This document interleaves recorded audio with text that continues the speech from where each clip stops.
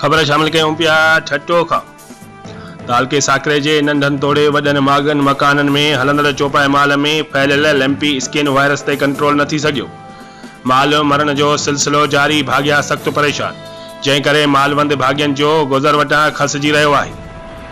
तालके जे ॻोठनि चोही, नांगवा, टाकाणी, बुहारा, सुमरानंड, पन्नी लधो, शाह समेत ॿियनि इलाइक़नि में हलंदड़ चौपाए माल जी बीमारी केतिरनि ई भाग्यनि जा वथाण वीरान करे छॾिया।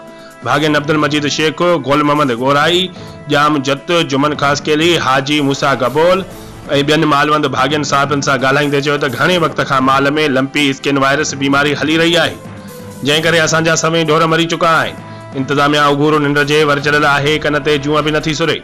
अञा ताईं असां वटि को बि वेटनरी खाते सां लाॻापियल अमलदार या डॉक्टर अची न सघियो आहे। असां लाइव स्टॉक खाते ऐं ॿियनि लाॻापियल इदारनि खां घुर कंदे मुतालबो था करियूं त तालके साकरे अंदरि चौपाए माल जे बचाव ख़ातिर उपाउ वरिता वञनि त जीअं माल बची पवे, ॿी सूरत में एहतजाज जो दायरो वधायो वेंदो। रिपोर्ट कराए मोहम्मद अशरफ खासकेली, बेरोची।